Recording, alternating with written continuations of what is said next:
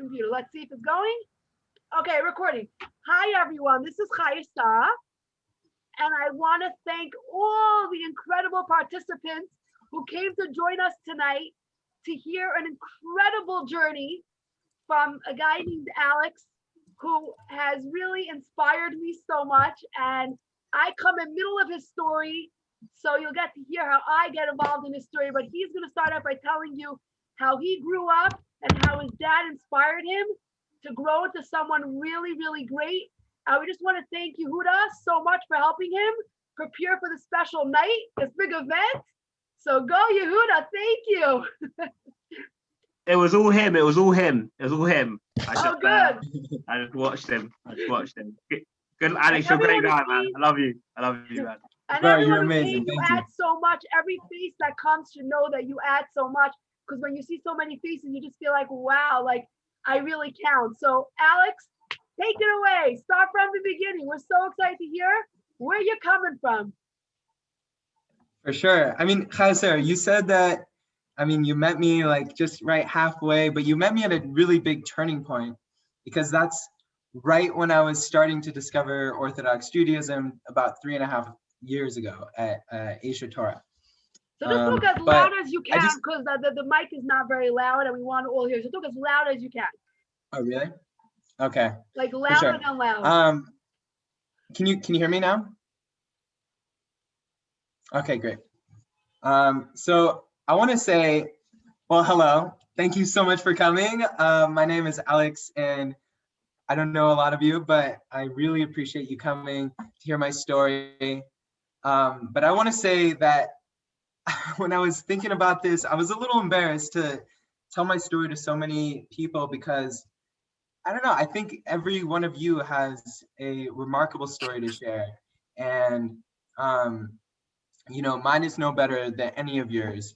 So maybe it'll be you sharing your story sometime soon, hopefully.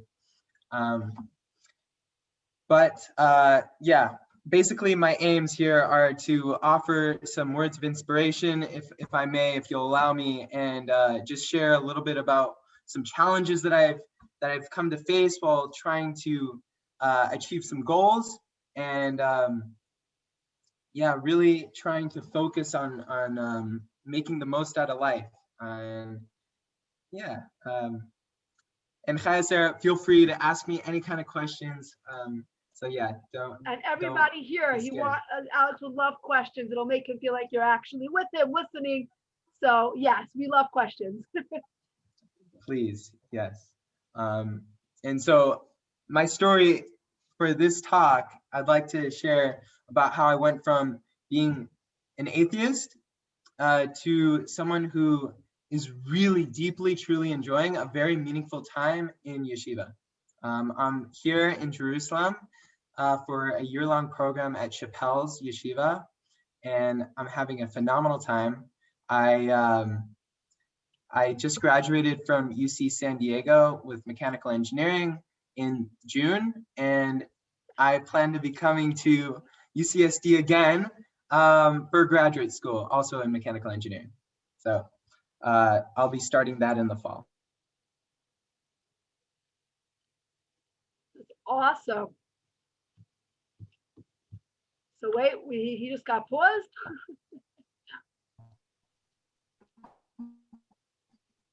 Can you hear us, Alex?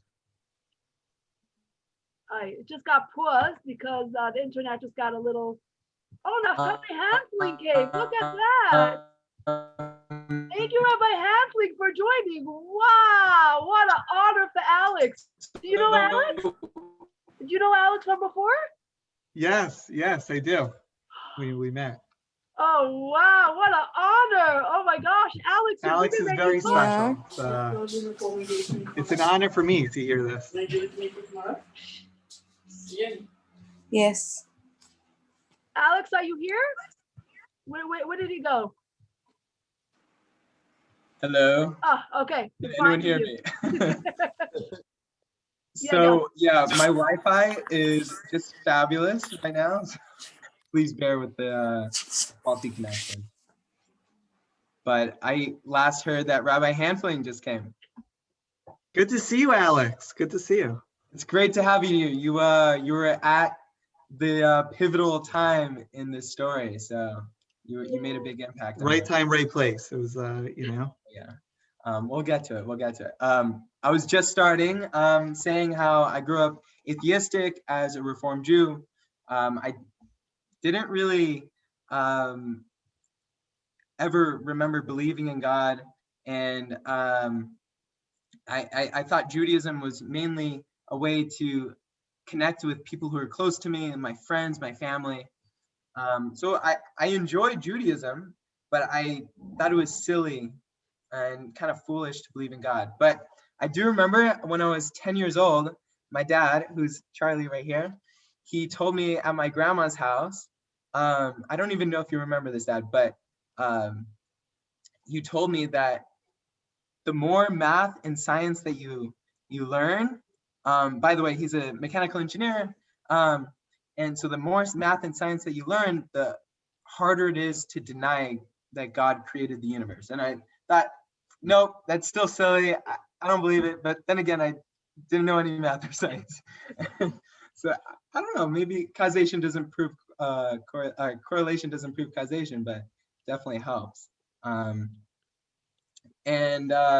my Reform rabbi, Rabbi Schulman, who helped me study for my bar mitzvah, it was very meaningful learning with him.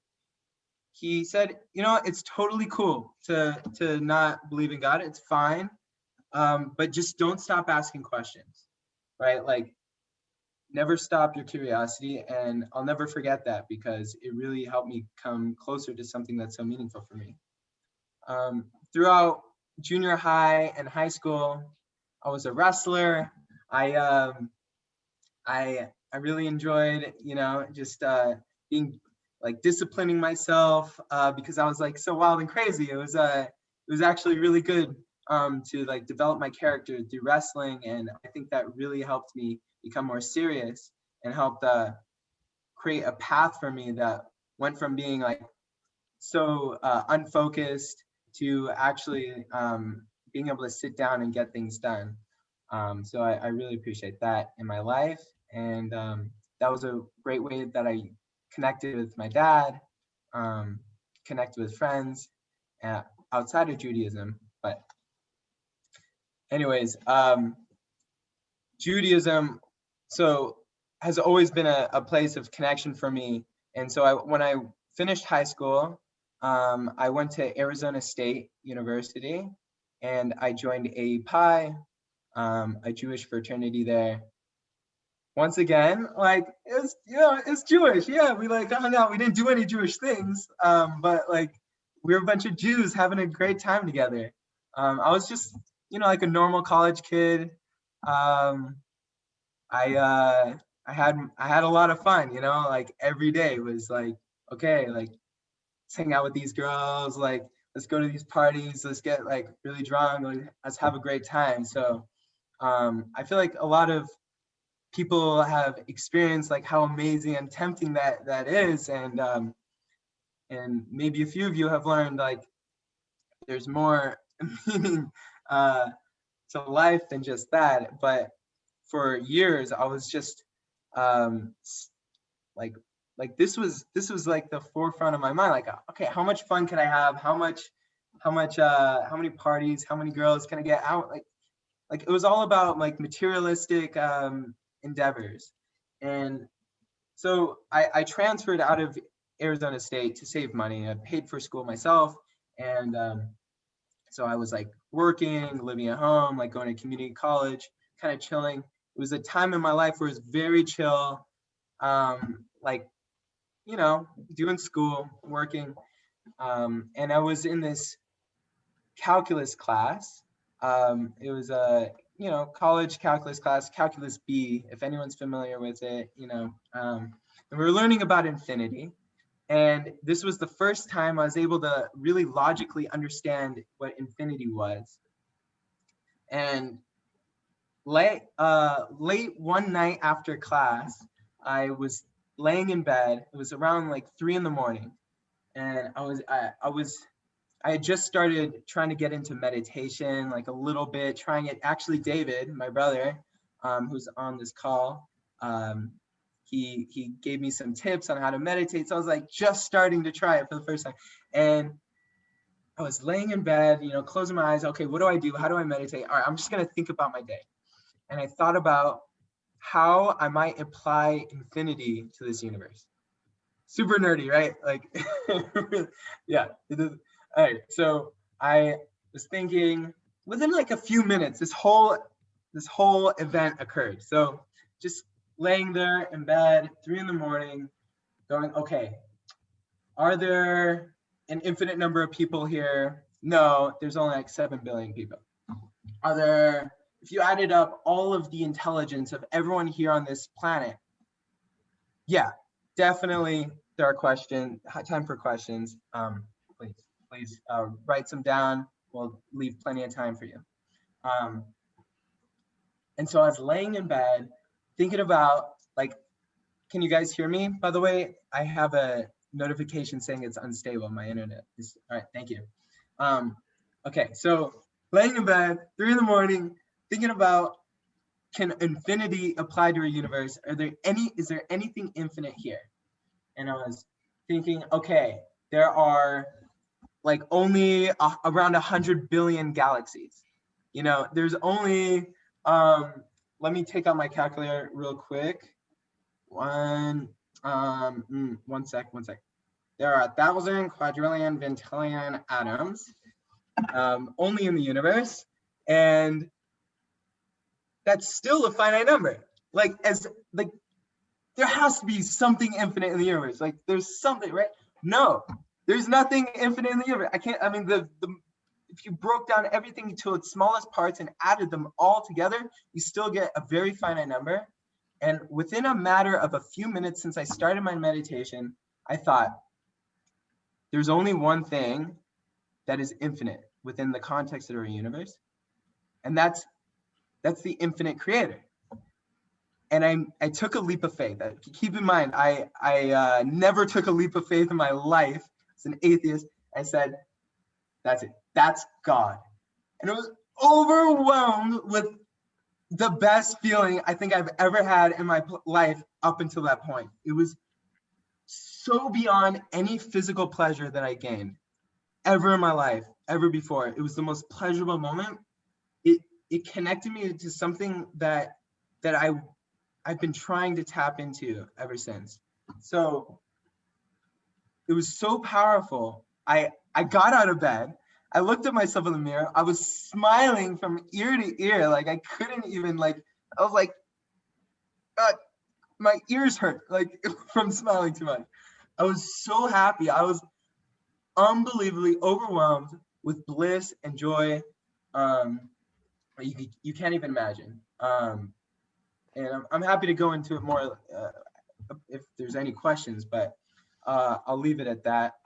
So after, like the next day I was like, whoa, I can actually talk to God. So I remember I was trying to study for a test or do the speech. It was like a stressful thing. And I was just asking God for some help. That was very meaningful. So I was going straight into let me try and, by the way, I didn't think it was so Jewish. I thought it was just spiritual. So I did eventually start saying the Shema a little bit. I did eventually look at the Torah, but not get much out of it. It was nice, and I was trying to connect, but I didn't know how. And it was the best feeling I ever had in really such clarity. I was so happy. I wanted to get it again, but whatever. I was having some trouble doing it, like maybe we all do. So I don't know if I want to go into so many of the details here, but I had one of my first serious relationship not too long after that. It was I had a Muslim girlfriend for about 1.5 years, and I had an amazing time with her. I had it was really, really great. But it was actually, it actually ended really, really bad. And I'm shocked. We all know, we've either heard about it or we know ourselves, it can be really bad. And it was the worst breakup I ever heard of. It was so bad for me. so it was really hard to see it at the time, but this was the best thing that could have ever happened to me. I'm gonna be real with you. It made me raw. It tore down my shell. It like tore down every barrier that I had. It just made me so raw and in some ways emotionless. So I was able to think more clearly about things, but in other ways, like totally like very passionate about other things.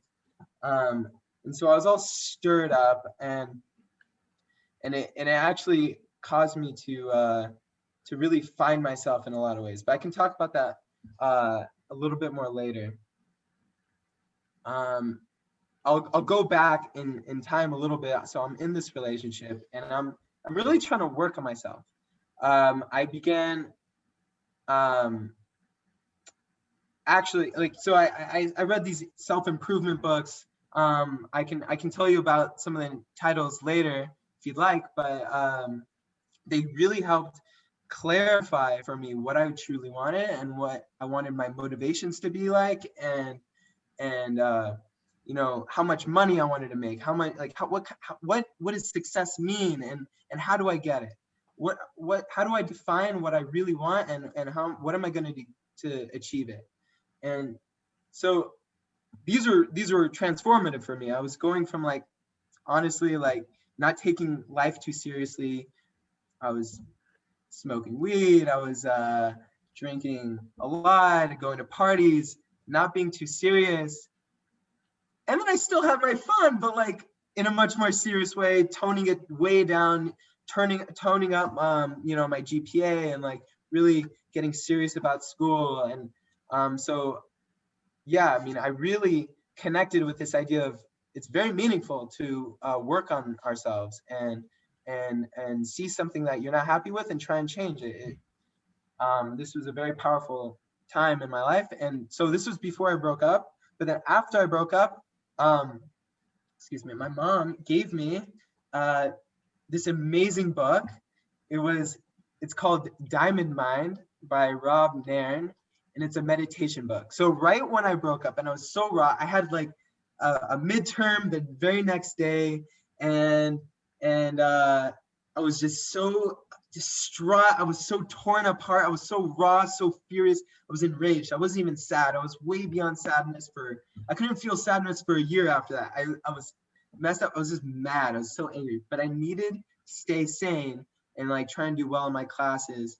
So I flipped open this book to a random page that my mom recommended to me, and Diamond Mind, and it transformed my life. I started meditating every day since then. I saw the value in really discovering where I am, what I want, what I need, and it made me think about some super deep questions upon meditating for 20 minutes a day about every day for about 5 years.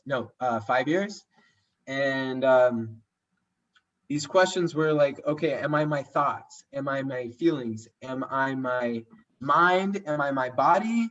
Am I everything all together? Like, what is this? I didn't even really know about soul. I kind of heard about it, but I totally didn't believe in any of that mumbo jumbo. And so it really made me question who I was.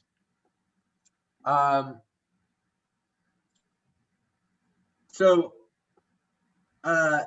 I was going through a challenging time, and my dad recommended I try something he'd never recommended anything similar to this before. He said, why don't you try and meditate on the Ve'ahavta, the second paragraph in the Shema. Do you guys know? Yeah, familiar? I'll assume you know. Unless you don't know, I'm happy to show you. It's basically a phrase, a pasuk that's talking about loving God with all your heart, with all your soul, and all your might. And my dad, you know, he's just, yeah, he said, why don't you say the Shema like this night, that night, whatever, when I was growing up. Maybe that made a difference, maybe not. But this time he said, look, you're going through something hard. Why don't you just try and meditate on loving God as much as you can for 5 minutes? I'm like, okay, it couldn't hurt. It was like 2:30 in the morning. late on a Friday night. We just had Shabbat. So yeah, we had like our little Shabbat celebrations, but it wasn't so religious. It was very traditional, like not traditional, but like just for the sake of connecting with each other in a family sense. But anyway, so I'm like, okay, I'm just gonna lay on my bed again, see if I can try and tune into those feelings that I had before.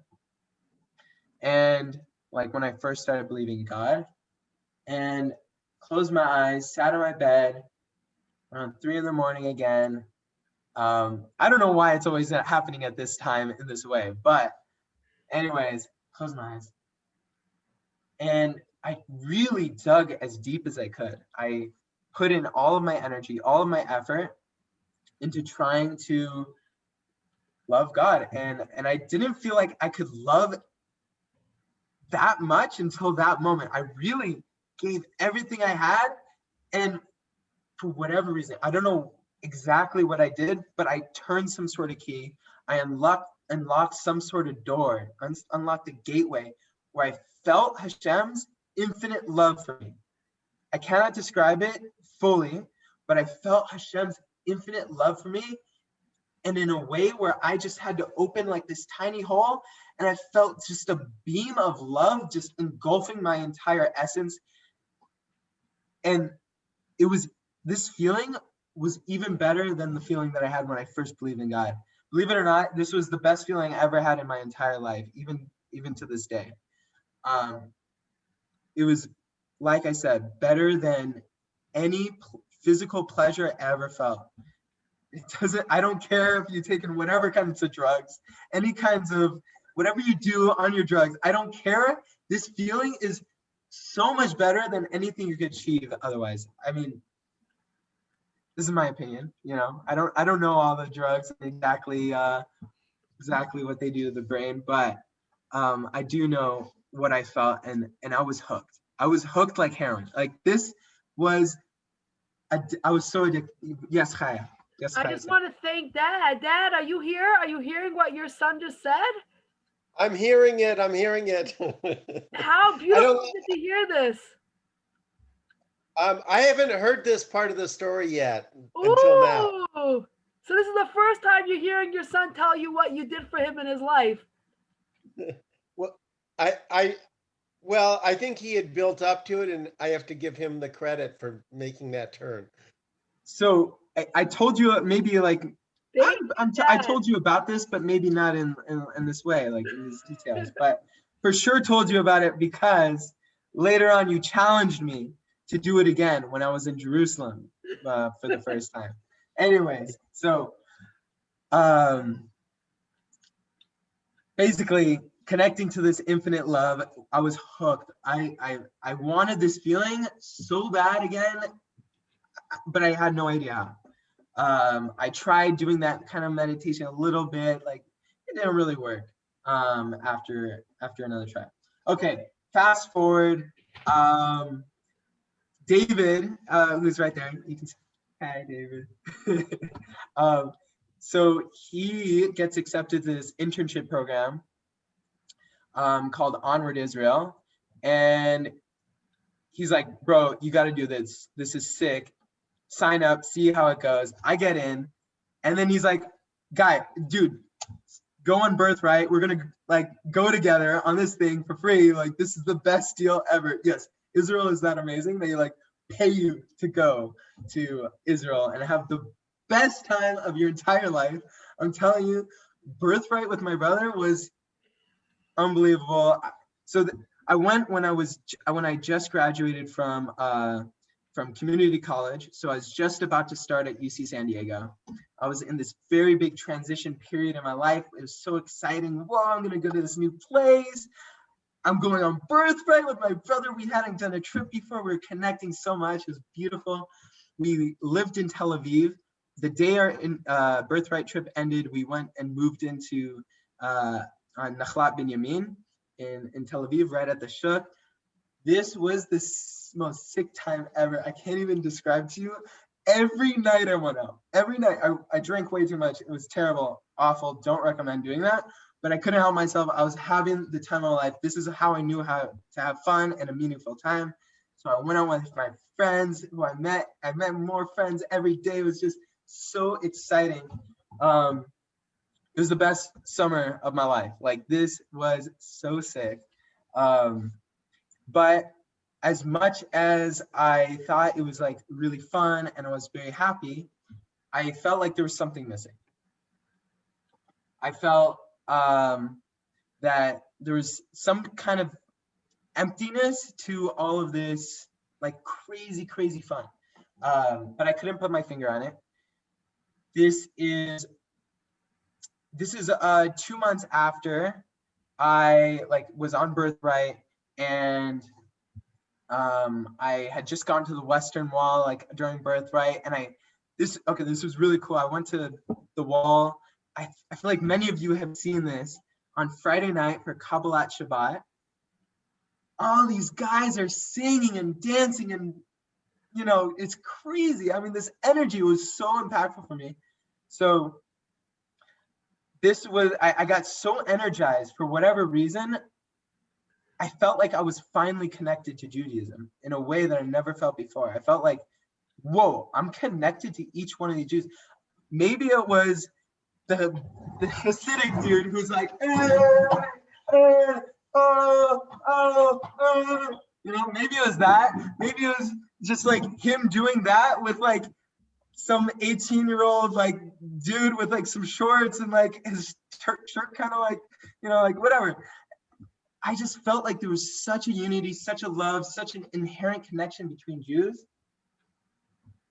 I was so happy and energized. I remember going through the nearby mall and seeing all the sculptures and imitating them. I was just on such a high, just so naturally, so soberly, very, very sober and blissful. And okay, so fast forward again 2 months. Sorry, I'm jumping around a little bit. But okay, so fast forward 2 months. So it's at the end of my internship, and Rabbi Naftali Hanfling is there at the Tel Aviv beach right around sunset time, leading my other brother Max's group, Israel trip. And my brother says, you got to meet him. He's great. He's amazing. I'm like, all right, cool. All right. So my brother had just told me about Aish Torah. And I was kind of curious about yeshiva, but I was way more skeptical than at all curious about going. So I was like, it seems cool. It seems interesting. And it might help you discover who you are. I was very interested in that. But honestly, I had no desire to be religious. I thought it was silly. I was like, that would be no fun. That would be really boring to become religious. Anyway, so I'm at the Tel Aviv beach with Rabbi Naftali, and we're just chatting. I think I told him a couple of these stories and that I already told you tonight. And he's like, oh my gosh, you need to at least check out Aish, at least try it out. And let me know if you like it. Just visit your brother who's over there, he was either there, he was about to be there. And I was like, yeah, sure. He said, let me know if you want. He even sent me a PDF to try to get me excited about Jewish meditation, Judaism. He sent me a book by Aryeh Kaplan that really got me interested in Judaism. But he said, look, if you're really into this and you want to see what it's like, I'll connect you to this philanthropist, Mr. Horowitz. He'll buy your plane ticket back so that you can extend your trip. And I was just about to start at UC San Diego, and I went from a semester system to a quarter system. So I had a really long summer. So I was like, why the heck not? Why not enjoy Israel for another month free? What's the worst that can happen? And then, so, by the way, Sarah, please, if you want to interject and ask me any particular things that you've heard, I would I'll keep rambling. So let me know if there's anything you want to hear. But anyway, so basically I'm going to my internship, reading this PDF on the bus and to and from my internship, and I'm just really digging it. I'm really whoa, this seems very authentic. he was Rabbi Ari Kaplan. He's a huge rabbi this past century, and anyways, he exposed me to some ideas that I never even heard anything like before. But it was making me very interested in the authenticity of Orthodox Judaism. Anyways, so I was pretty excited now to check Aish with my brother Max. Honestly, I went to check out Aish from just taking a day off my internship, and like drank with my brother the night before. We wake up, I drag him out of bed. I'm like, dude, let's go to class. Like, we stayed at the Heritage Hostel, if anyone knows that. And basically we go into class hungover, but I loved it. I still remember the 4 classes that I went to. It got me hooked. I was like, whoa, this is Judaism? Like, no. The first class was this one about pleasure, like what truly is pleasure. It was so meaningful, so deep, so powerful. It reconfigured what I understood about pleasure and what it really means to have a deep, meaningful pleasure. And that's what I was there for. I wanted that, like, to re-spark that feeling that I had those 2 times when I first believed in God, first felt the infinite pleasure, the infinite love of Hashem. And I was trying to find that mysterious light switch, you know? And so these classes, and then they were helping me find it right away. And so the next class, I like demand that I get in. And he was like, no, you can't join. But I'm like, I really want your class. So it was Rabbi Nechemiah, if anyone knows him. And he's like, no, you can't go. And my brother's like, let him in. I'm like, yeah, let me in, man. And it's this class on Jewish meditation, which I was just reading this PDF about, which was so inspiring for me. I'm like, gotta get in. He's like, no, this is the last class of the semester. You won't even understand what's going on. Like, no, I will. And so he lets me in, and it was unbelievable. I felt like I was floating away in this class, but like in such like a powerful way, helped me realize more deeply about some mysterious parts about who I really was, and some more things about the soul that I was just being exposed to for the first time. And so anyways, some more classes were great there. But I go back to my crazy times in Tel Aviv, go to parties, I'm like, just trying to squeeze out as much fun as I can before my month-long excursion in Jerusalem, studying at Aish for just 4 weeks. And this whole time I'm thinking, all right, I'm gonna go to Greece for that final week at Aish. So I'll go, I was like, look, I'll take it seriously. I'll make the most of my 3 weeks at Aish. And I'll like go to Greece, fly back to Israel, and then go back home to start school at UCSD. It'll be great. And so I start at Aish, and I really wanted to make the most of it. I didn't want to waste anyone's time. So I wore the kippah, and I was like digging it. I was taking notes in class, really trying to vibe. And thank God I did, because I really took it seriously, and I really tried to understand what they were saying. And they were speaking some really deep truth. I'm really a critical thinker. I don't just accept things willy-nilly. I want to challenge it. I have I inherited it, I think, from my dad. But yeah, I don't just take things for granted. I mean, for at face value. So, hello, Abraham Krupas. There's like a child. No, I'm gonna mute you. So I basically wanted to make the most of everyone's time. I didn't want to waste everyone's time. So I was going to these classes most days, most classes. I wanted to like also have fun. So I like went and traveled and like did some really cool things, and it was really fun. But like I also, when I was in class, I took it very seriously. And so 2 weeks later, 2 weeks into this, wait, hi Sarah, I gotta tell like how we met. Okay, yeah. So right when I got to Aish, right, 100,000 pounds of bags on me. I'm just like carrying all my junk from Tel Aviv, and I'm like sweating. It's like 100 degrees out. And Chaya Sarah greets me at the door right when I walk in for my first day of that month that I was studying at Aish.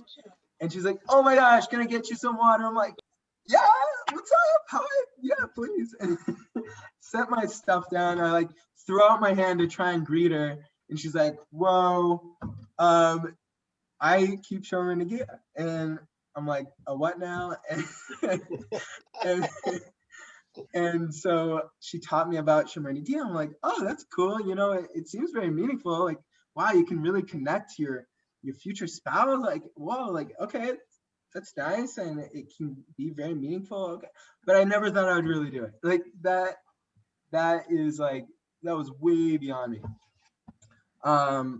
So anyways, Can I mention yeah, something? Chaya, please. Yeah. So thank you. So I just want to say, like, I didn't know who this guy was. I just see a guy walking into Aish with this huge backpack. I said, "Oh, let me say hello. I want to help him out." So when he put out his hand, I was like, "I'm so sorry. Like, it's nothing to do with you. It's just like a religious thing. Like, women just don't shake men's hands." He's like, "Oh, respect.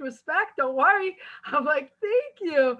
And he literally was like, I said, "Can I just explain to you why?" He's like, "Of course." So we sat down. All the good things happened in Aish. We sat down by the table and he said, "Oh, my rabbi just sent me here from Tel Aviv. He just sent me to check out Aish. So I'm so excited to learn about these Jewish things." And as we start talking, and I told him, like, the whole understanding is that God wants to protect us, that you should only have your husband should be with you and your wife should be with you. He's like, "Oh, that's so beautiful. Remember that?" And then I asked him if he ever like felt a connection to God. And he started sharing with me about his dad, and his dad told him about the Valhafta, and I was like, "Whoa!" And he was telling me about the cult of Friday night, and like I was like, "Whoa, who is this guy?" So then, as we're talking, I said, "It's so interesting. You said the word Shema. I have a younger brother who passed away, and he passed away years ago, but his commemoration for passing away is coming up very soon. So maybe I could just tell you, he said Shema right before he passed away. So I just want to share this with you. Maybe you want to do a merit for my brother." He's like, "I would love to." And now he can tell you what happened. Go for it. So yeah, basically everything you said, just like that. And then you really wanted to connect me with like Shabbat. I didn't really know what Shabbat, really keeping Shabbat was, but you're like, "Hey, like, why don't you like hang out with us? I have this awesome rabbi who could take you in for a meal, Rabbi Klatzko. What we're doing like this program together. Like, why don't you come by?" I'm like, "All right, cool." You said like, "Oh, it's a maybe. Like, maybe we could get you in. It's, like, I'll let you know." I'm like, "Okay, cool." And you're like, "Whoa, we gotta like." I forget exactly how we got to this, but I was really into your story with Shalom, when you're talking to me about Shalom. So your brother, you're telling me this incredibly powerful story about how he was like this chesed powerhouse. He exuberated all this loving kindness. He was the sweetest, most loving boy you could have ever imagined. He was at this camp, I believe, it's Jewish camp, and he did all these amazing chesed things for people. Like when he was riding his bike down this hill, he saw this baby bird's nest, I think it was, and he swerved his bike and he hit his arm, and he really hurt his arm, but like, he tried to hide it when he saw his mom.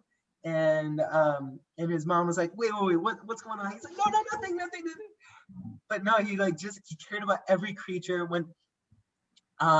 When like there's this one party at the camp, it was like after a fast day, it was some sort of post whatever celebration.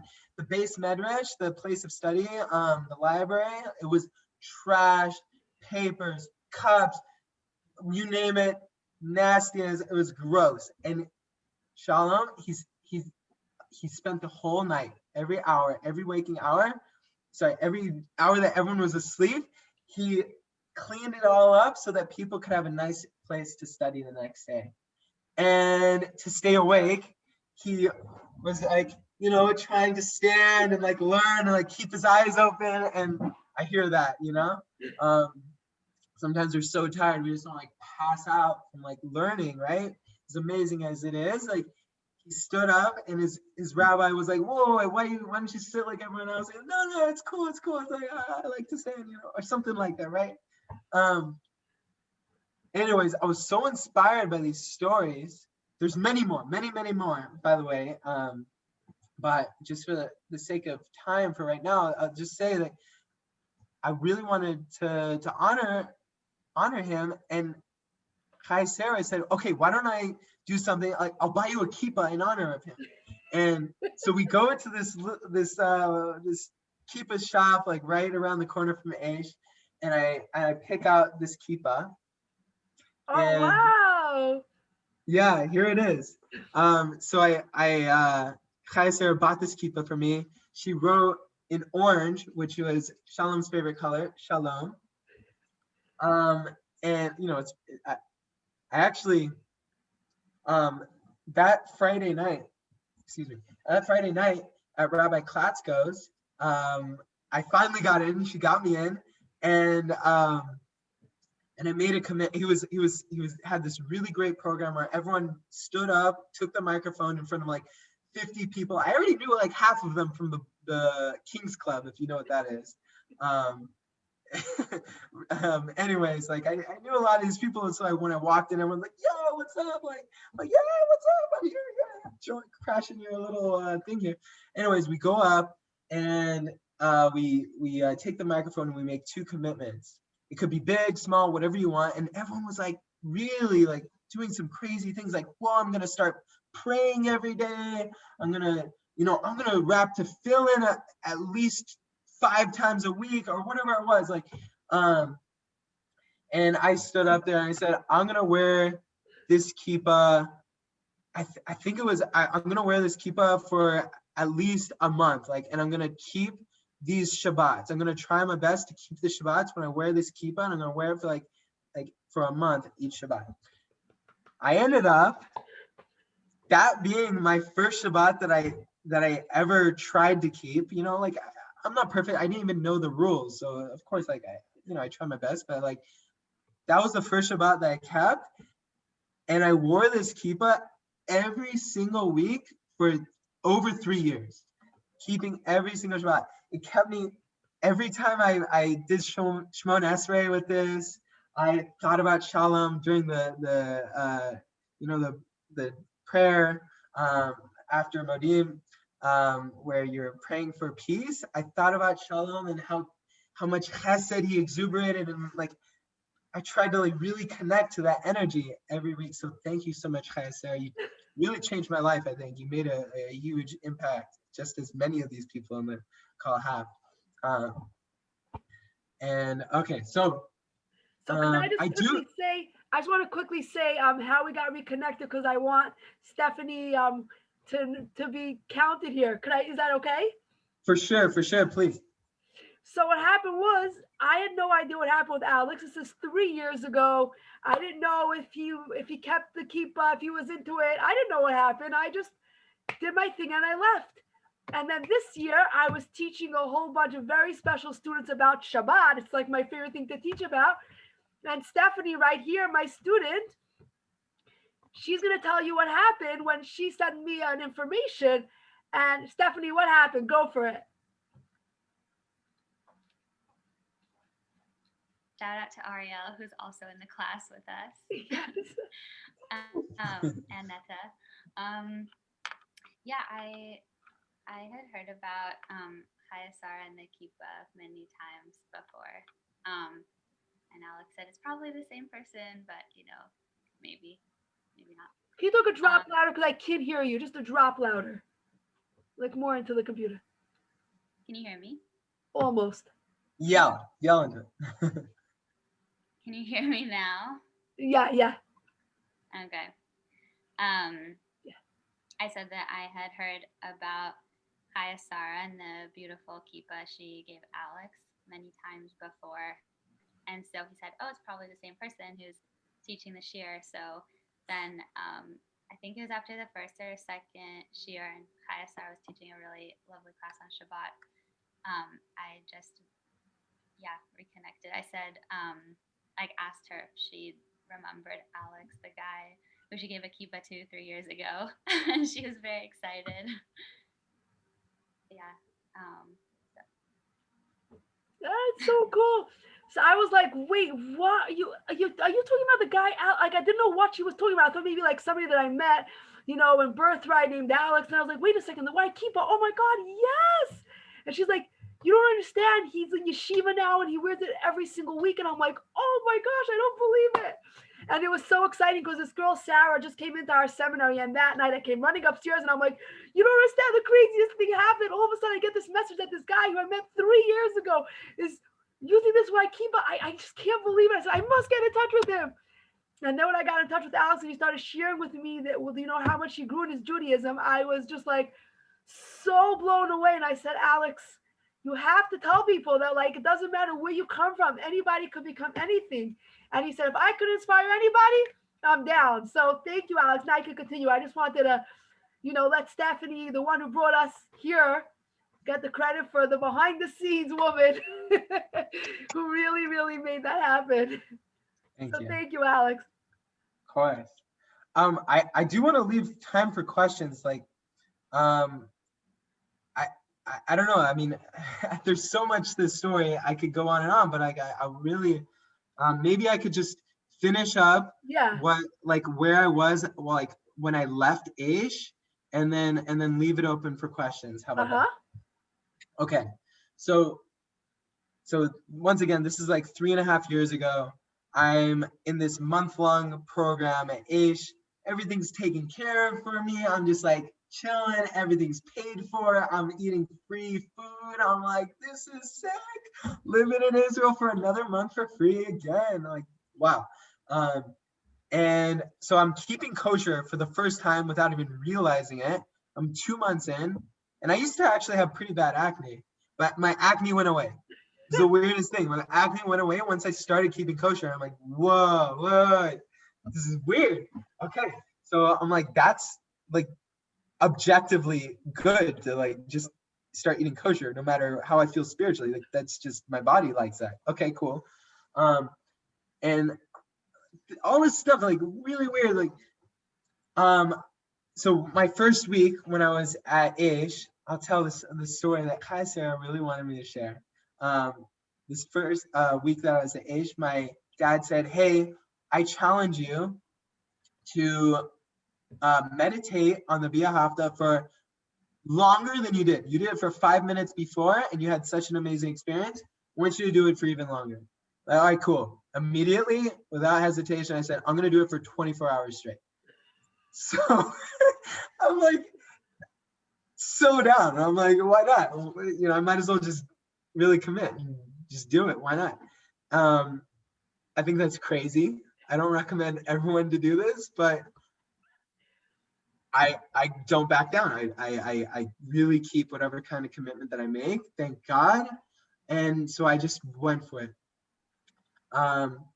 And so I started at like 10 p.m. that night. I went home so this is how I did it. About every 30 seconds to a minute and a half, just around a minute, every minute about, I would recite either Via Hafta in my, like the first line of the Via Hafta in my mind, or out loud, mutter it in either English or Hebrew. And so I'm having a great time. I'm really like, okay, cool. Like I'm excited to do this. And I'm trying to work on this engineering paper for my internship that I just finished in Tel Aviv. And I'm trying to focus. It's so hard to focus when you're trying to like think about this really powerful idea of loving God as much as you possibly can while you're writing this essay, like this, complicated report. And this baby, to make matters worse, this baby, I think in just like the floor above me or the 2 floors above me, in Jerusalem, was screaming its head off. It was the most agonizing crying I've ever heard in my life. It was brutal. I didn't know what was happening to the baby. It was ungodly. It was really, gosh, like I couldn't focus for a moment on either one of these things, even though I was really trying. And so after about 45 minutes of this, just trying to be positive and you know, just focus on the V'ahavta and writing this, I thought, God, please bring happiness and comfort to this baby and to the parents. And immediately the baby stopped crying for the entire night. Like literally that moment, I'm like, whoa, like, wait a minute. Oh my gosh, that was a miracle. What? That was good. The first miracle I think I've ever experienced personally. And I was so excited. I'm like, there's something powerful about this prayer that I'm doing. And so I kept doing it. I had you know, I was really excited. I had a greater vigor. And so I went to bed thinking about it. I woke up, thought about it, just kept on meditating on the video, just going throughout my day. I went to classes, taking notes while thinking about this every 30 seconds. I heard that Gemara was really cool and helpful for people and train their minds. So I started like meeting with this guy at Aish who was one of the top students to try and teach me some Gemara that he knew. And while I'm learning this very intense Gemara, I'm also trying to like meditate on the V'ahavta, and it's so crazy, so intense. Anyways, there's more to the story. I'm gonna cut it there for right now, and then just say, fast forward to the end of my trip, right before I'm about to leave for Greece, because remember, my whole plan was just like, you know, like I wanted to enjoy my time at Aish, but then also enjoy my time in Greece during that last week. So I set up all these Airbnbs. I you know, bought my plane ticket, and I actually wanted to buy tefillin because this guy was trying to like, he was like, oh, you like tefillin? You've wrapped it like 5 times in your life. Oh, you found out about it 2 months ago. You never saw tefillin in your life before that. Oh, why don't you buy tefillin? I'm like, all right, cool. It's probably like $50. Why not? So he said he would like connect me to this guy. I ran out of time to talk to him, who was gonna get tefillin with me, and I left for the airport to go to Greece. And then on my way to the airport, I transfer at this bus stop, or I'm trying to, but the bus keeps on not coming, like on Move It. It says, oh, it's gonna be there in 10 minutes. Okay, it didn't come. On the little board, it says, oh, it's gonna be in 15 minutes. Didn't come. So I do this for an hour. I'm gonna be early, but now I'm like, whoa, wait, what's gonna go on? Like, so I start taking a taxi because I'm really worried about missing my flight. Pay a bunch of money for the taxi, whatever. I arrive at the airport. I find out that there's, like while I'm in the taxi, there's massive fires around Ben Gurion Airport. Like, whoa, that's wild. Okay, that's why the bus isn't going. And so I go in, I'm like running in with all my bags, but I'm ready. I'm gonna go to Greece, yay! And sure enough, right when I get to the check-in, like, oh, sorry, too late. You can't go. You can't check in. Like, what? What are you talking about? So I call up everyone and their mother who works at an airplane agency and just says, hey, either give me my money back or transfer me. Like, I was like, come on, I don't like let me go to Greece. I was fighting like 3 hours on the phone in the airport. Let me go to Greece. Come on. I was so determined. After a while, the lady is like, nope, sorry, I can't help you. I'm like, that's it. God does not want me to go to Greece. I hang up the phone, go home, go back to my dorm, sad, like whatever, like that's dumb. Like, okay, might as well. Like, I just said goodbye to everyone. Everyone that I met at Aish, I'm like, bye forever. And then like, hey, what's going on? And like, you know, a few hours later. And so I go the next morning to try and get tefillin. And the guy who I was gonna talk with, he like eventually showed up, and I'm like, okay, like here I'm how much is it? And he's like $600. I'm like, what? What are you talking about? It's like less than, it's gotta be less than 100. You're joking, right? He's like, no, it's like really, it's nice. And whatever, someone pulled me outside. He said, look, I'll make you a deal. If you wrap tefillin every single day for a year until you come back to Aish, we'll work something out. We'll get you tefillin. I thought about it for about 10 seconds. Like, look, I keep my commitments. I don't mess around. So I thought about it. All right, let's do it. Shook his hand, got tefillin, way better than going to Greece. I started rapping tefillin every day since then. That kept me connected through my time at UCSD for sure. Like really the action of doing it, and like it's something that's so powerful. And I know a lot of women here, like whatever, they don't rap tefillin, but keeping kosher, keeping Shabbat, wearing a kippah, rapping tefillin every day, doing all these things, making these commitments, and then deciding I'm going to this new school. Hardly anyone knows me there. I can be whoever I want to be. And I just did it. I just committed. I decided like, yeah, sure, I'll wear a kippah every day. Why not? And just very confidently, very optimistically, very happily, joyfully started doing these things. I met Rabbi Eric Hertel, who was at UCSD. He kept me under his wing. And I'll leave the story there. 3 years later, I'm at yeshiva for a year. And I'm having the time of my life. It's really, really, really meaningful to be here. And I'd like to open it up for questions if anyone would like to ask. Thank you. Thank you so much.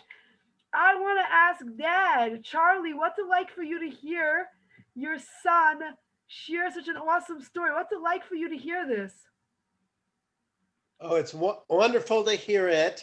But one thing he didn't mention that he said that he was very happy about, and it's all part of this story, is meeting Steffi.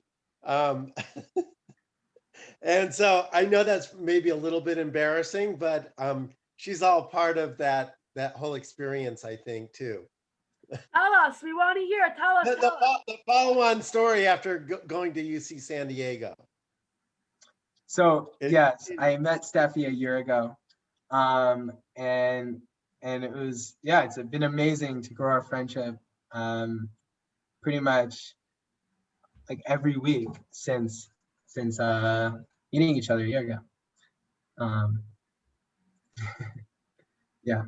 She's been like an inspiration to you? Sorry? She's been like an inspiration to you? She's very inspiring to me. And she's been learning all these classes in her Olami program, Seriously Sold. It's so cool. It's so cool what she's learning. She was like telling me about all these interesting, fascinating things that she's all excited about.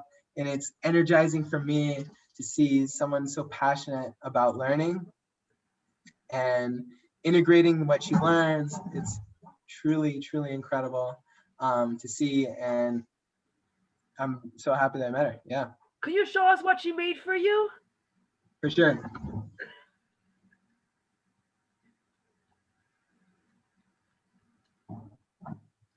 Look what she made for him. Whoa. Shema Yisrael. Of all words, 70. That is so beautiful. Did she make it because she knew that you love that prayer so much? Yeah, but then she also did. Steffi, do you want to explain? Go, Steph. We want to hear. I'm blushing from all these shout outs. Thank you, Charlie and Alex. Yeah, I think I really like, well, I know he likes blue and green, and we both love the Shema, so I was feeling artistic. I think the back is the Birkat Habayit, right? Yeah. Wow. Yeah. Wait, do you want to explain this while I show everyone the Birkat Habayit? Wait, yeah.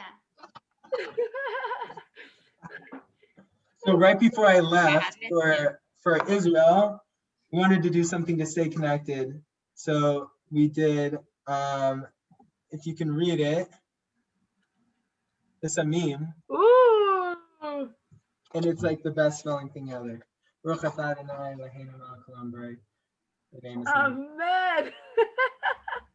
That's so adorable. Thank you, Steffi, for being such an awesome friend to Alex and being such an inspiration to him. You know, we don't know who we are, what we do for people, right? He's very much an inspiration. Wow. Rabbi Havlik, I'm just curious, what's it like for you to hear from Alex? Like, I'm sure you saw him on the beach. You didn't expect this. No way. Alex is a rock star. Alex is, I did notice at that time he had that energy and inspiration in him. It's a real pleasure to see his journey and his growth. It must give you so much strength to know, like, all the guys that you deal with, like, you never know where they're gonna go, but like, you know, like when you hear a story like this, it makes you say, like, wow, like look where he started and look what he became, and like, you know, all the work that you gave and you put into him, it was worth it. Because look at him now, you know. It's inspiring. It also shows you that you never know who you're going to meet, where you're going to meet. When I met Alex, he was there in a bathing suit with no shirt on the beach. You know, we had a great conversation. And again, you see in life, every conversation can make an impact, right? Your conversation with Alex had an impact, and every person is a piece of the puzzle, and can have a great impact. So wow, I love that. Every person, a piece of the puzzle. I just want to say a fun fact about Rabbi Hamfling, Charlie, just for you to know. Rabbi Hamfling knows how to stand on his head and twirl upside down, and he does it in all the birthright trips, right, Rabbi Hamfling? Right. Well, Max was on one of our trips in Tel Aviv or in Syria or something. It's like when you I see should it, you learn how to can't do get over it. that. What? That's what we learned in yeshiva. We learned breakdancing in yeshiva. It comes with the territory. I want to go to that yeshiva, and I already have a bald spot up here, so I don't have to worry about losing my hair doing it. Exactly. But Dad, can I ask you a question? What inspired you to get into the Via Hafta? Because even as religious Jews, I don't remember learning so much depth about it. Like, how did you get so into be able to inspire your son? Because I'm saying, like, I would even say, Adina, like, would you say that you heard so much about the Via Hafta when you were growing up? Like, as like a No. thing on? Right. No, That's- not at all. Right. So we want to know, like, where did you get that from? Is that question to me? Yes, to Dad, Charlie. Yes. Okay. So it was a challenge I made to myself about meditation. I remember what Alex's grandfather, my father, told me. He was brought up Orthodox, but his father died very young, so he had kind of a broken Orthodox home, and his mother tried to teach him as much as she could, and she hired a rabbi to teach him Torah with the meager amount of earnings she made by working every hour she could in a sweatshop and in New York. And so my father gave me some inklings of what it was, but there were these. I went to UC Berkeley, and there were these. So there's these people like we're into meditation, and you hear about it, but I had a strong sense that there was a very meditative side of Judaism, and for me, the Via Hafta was so much about mindfulness, and the more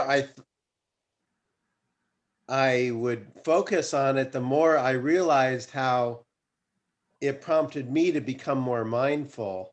Wow.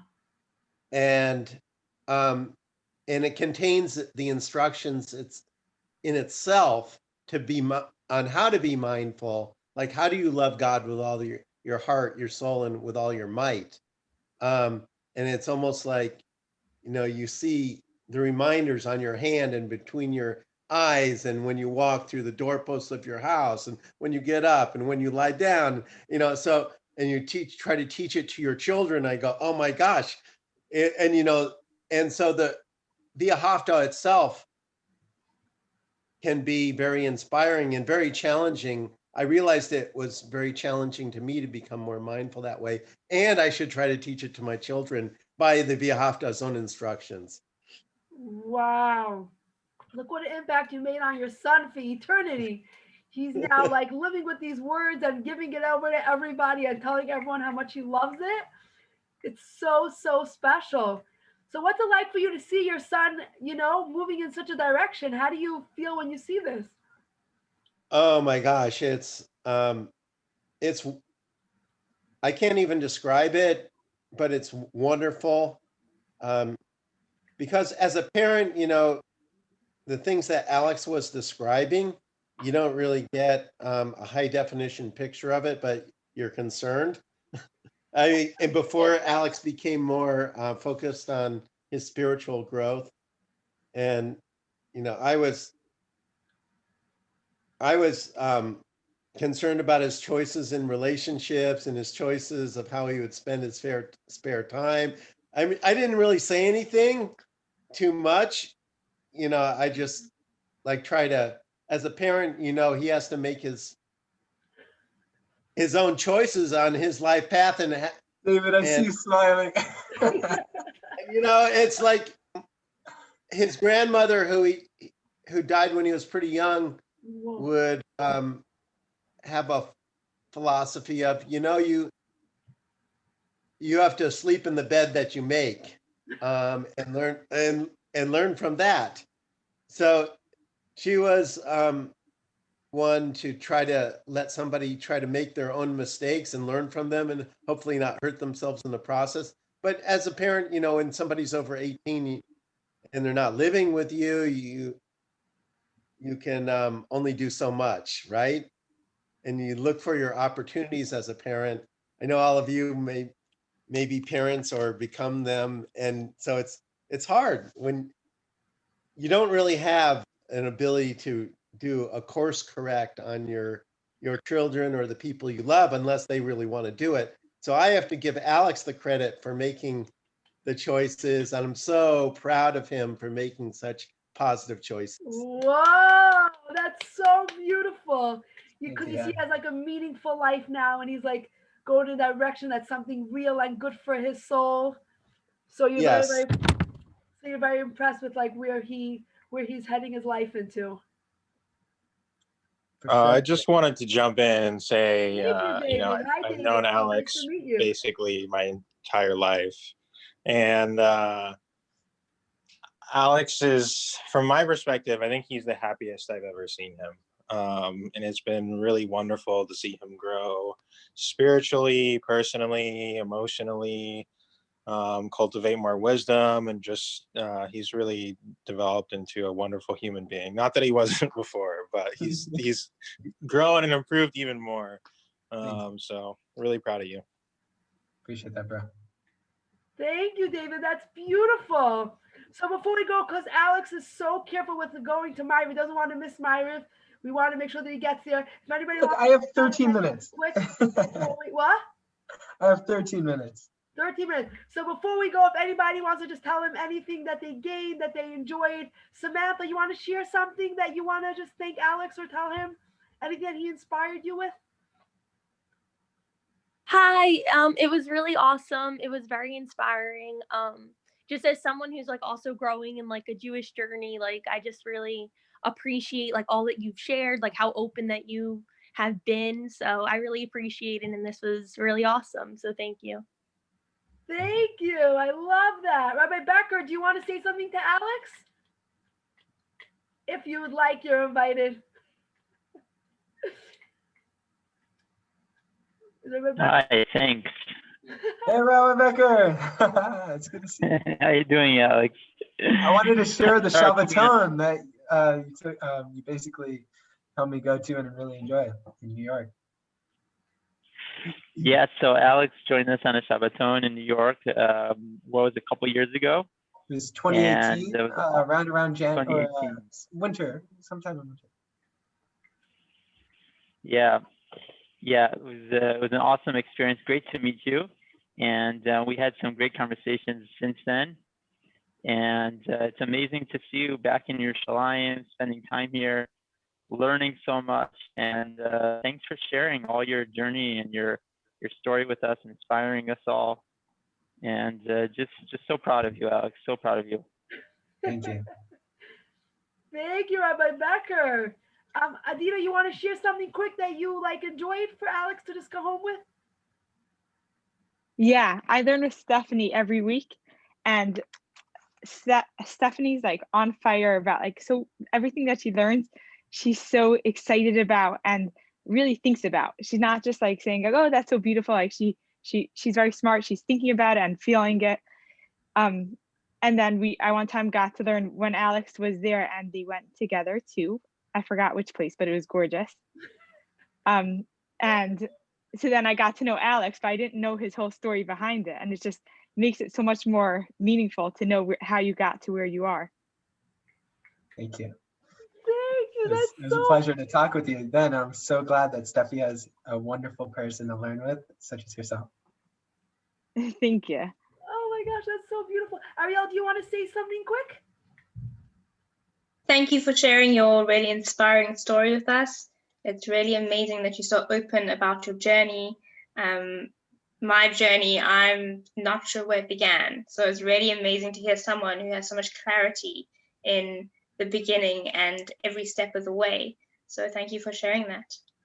Of course, thank you for joining. Thank you. And wait, we have two very special people there. These are girls from my seminary. I want them, if they want to just say hi. Kayla, do you want to say hi for a sec? Hi. Hello. Oh wow, in this cool, funky room. It's a party. They don't have like lights in their room. That's something. The light. I'm with Sarah. You guys are so cute. You want to just give one? You want to just tell Alex one thing you enjoyed? Go for it. I just want to say thank you so much for sharing your story, because I was with Kaisar, like you, from Stephanie, and she was so excited and she was telling us the story. So it's so cool to hear it from you. Oh, thank you. Like the night that she came to seminary, first I just walked in the door and nice to meet you and hear it. This happened to me. And I was so excited. I was like, I can't believe it. I got to like read. Yeah. And then you know, seminary girls, you get to see. You never know who you're gonna become. You think you're just in seminary. Yeah. Alex, he didn't know 3 years later what he was gonna be. So watch out, guys. You might land up on my Zoom, and it's probably more people. I'm so glad. Exactly. Thank you guys for joining. I'm so happy you got to hear it. And Stephanie, do you want to tell us something that you want to share with Alex that you gained just from being in his presence? Yeah, thanks so much for everything you said. I mean, I've heard parts of this before, and it's so nice hearing the whole thing together. Yay! Thank you so much. Everybody, thank you so much for joining. I think you get to just see how, like, it doesn't matter who a person is, where they're coming from. Anybody could become anything. And I think Alex told us a very special lesson that when you sit for a few minutes by yourself without any noise and you just start thinking about anything that you want, about God, about life, about, you know, anything, you can just really build into something like really special and feel it with your whole heart, right? Like it doesn't matter where you came from, and you can really make things happen. Like you can actually, like, you know, feel something and change things in the world, you know, like I think that's something very, very powerful that we can all walk away with, to know that every one of us sitting here on this Zoom and every one of us in the world, that if we really want to feel something, we can go into our hearts, be silent, and really experience the depth of whatever we want to feel, because it's really, really very real, right? Absolutely, 100%. I have about like 4 or 5 more minutes. There's one person who typed in the chat. I really appreciate. Should I answer their question? I mean, sure. Okay. Now this is a challenging question. So thank you so much for asking, and I really want to respect you know, you putting it out there. So the question is, could you comment on feelings of lost time or loss of control that is often experienced when alcohol is involved? Did you ever have thoughts about it while in the party scene? 100%. It was something that I actually really struggled with. This was a huge challenge for me to have this kind of cognitive dissonance of going from, you know, having all this crazy fun, like this being like putting out, like drinking, how much can I drink? How much fun can I have during parties on a pedestal? And then going, wait, like, do I actually want to go to this party on Shabbat? Do I want to like do things that I'll regret the next morning, like by over drinking? And this was constant, like almost every couple of weeks, something like really hurtful and challenging would happen, that really made me reevaluate how to do things and really try to figure out, okay, I got to sit down, like you said, Sarah, meditate, think about how I can change. What are my motivations? Why am I doing what I'm doing? Do I really want this? And then go back on what I just said and like do it all again. It was so hard. I gotta say that, you know, being an API was amazing, incredible, but I just, like a lot of friends were encouraging me to drink all the time, and I loved it. I had a lot of fun, but it wasn't ultimately meaningful. And so I know we got to go in like just a couple minutes, but I wanted to say that that very slowly and steadily, by making commitments, I was able to make drastic changes. And today I fought all of those demons that I had. I think like, yo, okay, for sure, Victor. Yeah, no problem. Catch you later. So anyways, yeah, basically what I'm trying to say is right now I fought those demons of like trying to drink and party and think like, wait, is this what I want? Or is this what I want? What David said is so truthful about how happy I am for knowing so clearly that what I'm doing is something that's good for me.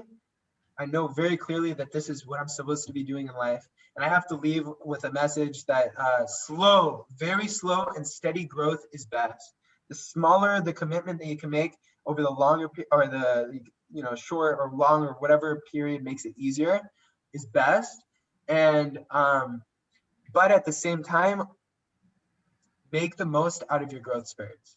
Because during that first month that I was at Athiest, I grew tremendously and just rose very steadily since then, and it was perfect. So when you have an opportunity to be in an environment like such as Jerusalem, where really try to make the changes, but in a very healthy way that's very calculated and controlled. Never stop asking questions. Always pursue truth and really pursue its source. So you know what you believe and why you believe it, and you're discovering what's really most important for making the most out of life. And yeah, I'm happy to wake up every day and know that I can learn something very meaningful and do something good. Have optimistic enthusiasm and confidence in everything that you do. You can achieve everything and anything that you want. I believe in each and every one of you who can listen to this. Thank you so much for listening to my story. Wow, thank you so much, Alex. Wow, that is so special. I'm so glad that we got to join you, and I don't want you to miss my riff, so you need to run because you have 2 seconds to run. Thank you for your prayers, and may you just feel more closer to God and meet more awesome people and have more awesome experiences, and may you just be surrounded by all this awesome love, and we are so grateful to have had you join us today. And everybody who came, you added so much. Your smile, your desire to hear, your encouragement to Alex. So it's gonna just, help him get even further in life. And Dad, you can tell your wife that you're so proud of your son, and you can tell your wife that he really inspired a whole bunch of people tonight. So thank you so much for joining, everybody. Thank you, Chaya. Thank you, Chaya Sarah. I really appreciate it. So special. Thanks a million. We're so grateful that you were here. And the people who weren't here are going to get the recording so that at least they won't feel like they missed out. Wonderful. Bye, everybody. Thank you. Have a wonderful night. Thank you so much. So you just stop the recording so we have it saved. That's all. You got to do it. You're the host. Just go up into the left-hand corner.